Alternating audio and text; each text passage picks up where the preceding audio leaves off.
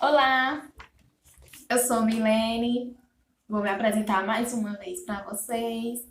Eu sou estagiária, estou cursando o curso de licenciatura em teatro na URCA e aí estou fazendo o meu último estágio supervisionado e estou acompanhando o professor Pedro Alves nas aulas deles de teatro. Então, no vídeo passado, o assunto que eu falei foi justamente sobre os povos indígenas, pinturas corporais. E aí, o vídeo de hoje também vai ser sobre os povos indígenas, porém vai ser voltado somente para um tema só, que é o teatro jesuíta.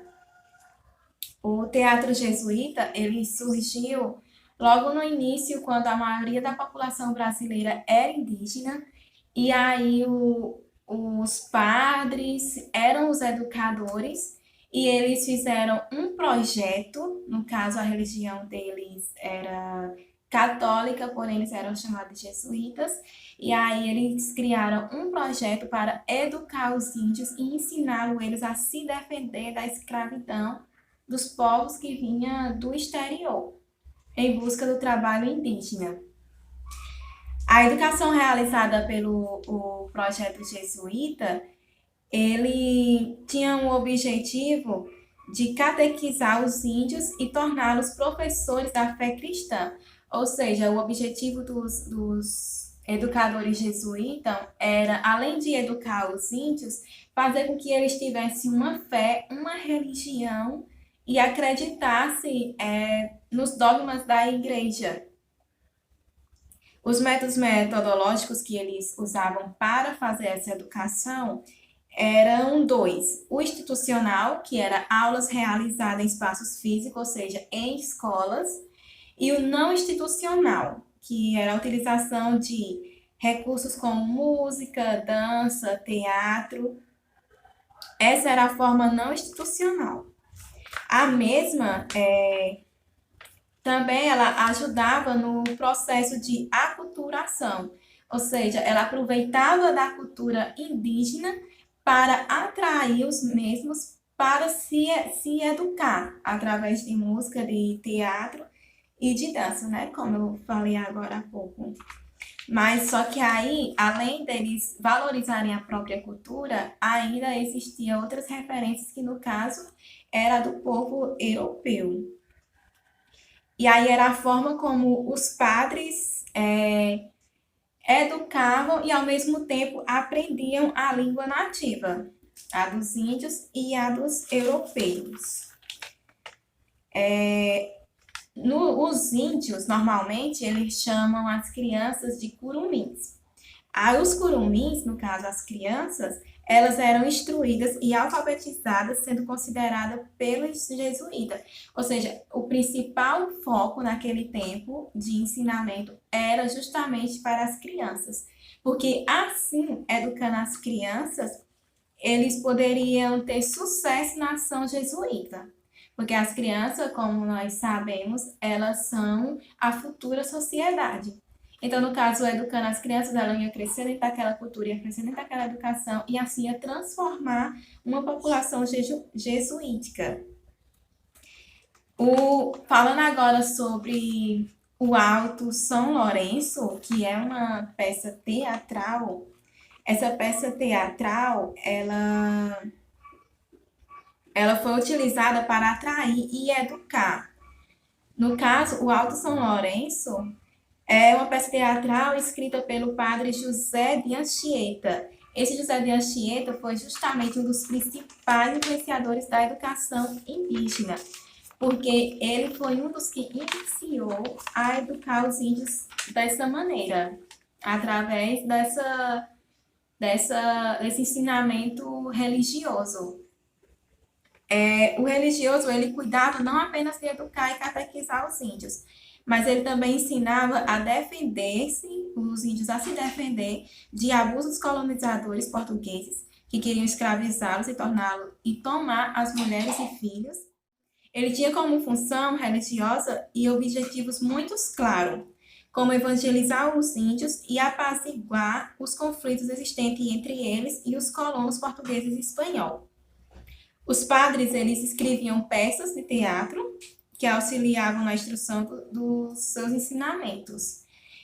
E além dessa intenção de ensiná-los, eles utilizavam também os dogmas da igreja, né? Que era uma forma dele atrair os índios tanto para se educar como também para fazer parte de uma religião. A tradição teatral encontrou o gosto dos índios, que foi a dança pelo canto do solo fértil, e os religiosos passaram a se valer dos hábitos e costumes dos civícolas, que no caso, nessas danças, eles realmente se preparavam, eles botavam máscara, faziam arte plumária, instrumentos musicais primitivos, e aí eles realmente se dedicavam para essas peças, e principalmente nos momentos rituais, né? E eu acredito que foi assim também que foi surgindo mais valores da cultura indígena. As peças dos índios nas peças eles eram atores, os cenários eram simples e os corpos eram pintados, que foi justamente o que eu falei na aula passada, né? Que os índios, aquela pintura corporal de índio, minha família conta que meus antepassados, ou foi minha bisavó, ou foi minha tataravó, não lembro, mas ela foi pega a dente de cachorro, foi os caçadores que acharam ela no mato, e aí os cachorros que pegaram ela e os caçadores trouxeram ela dentro de casa para acostumar ela, né? Domesticar ela. E foi assim que foi surgindo mais gente de minha família. Minha mãe, ela é descendente de índio também, meu pai também. Então, falando um pouco sobre a dança indígena, ela tem como objetivo de realizar, às vezes, para algumas aldeias, homenagem a pessoas que já morreram ou fazer um agradecimento aos deuses, né? Que a gente sabe que os índios, algumas aldeias têm vários deuses e outras não. E aí elas fazem essa dança, na maioria das vezes, como homenagem às pessoas que já morreram.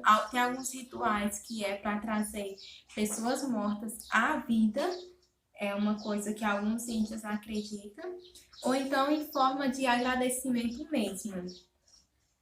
E aí, nessas danças, uma coisa que é super envolvida é a expressão corporal.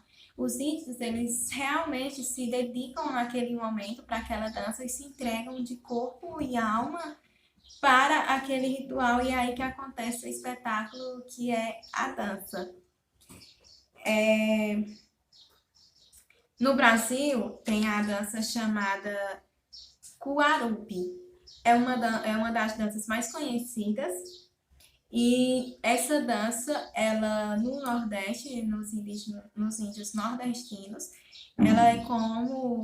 ela é em homenagem aos mortos. E aí, como ela acontece, é assim, no começo, os índios, eles recebem outros índios de outras aldeias.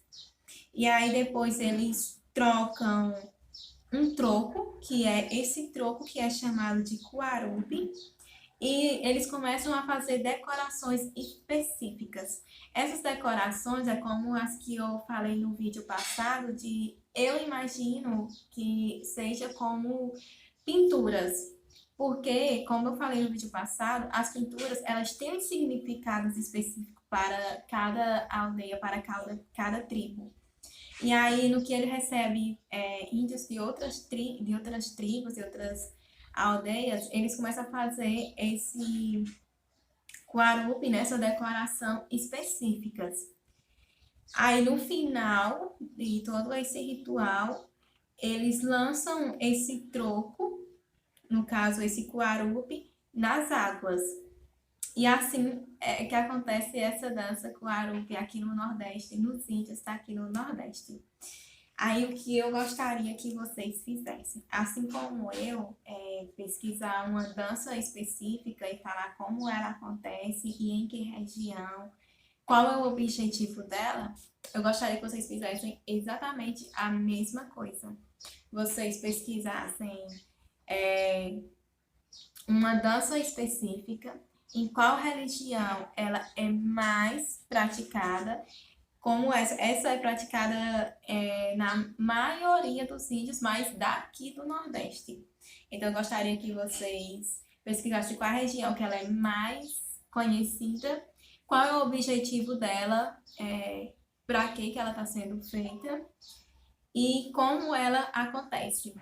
E aí, se vocês acharem, falassem um pouco sobre isso, pode ser através de vídeo, pode ser escrito e aí vocês mandam uma foto, ou pode ser digitado também, tá? Pode ser pelo WhatsApp, a digitação desse artigo, mas que não copiasse e colasse, que vocês lessem sobre e escrevessem o que vocês entenderam, ou falasse através de um vídeo curtinho o que vocês entenderam dessa dança, com essas três funções.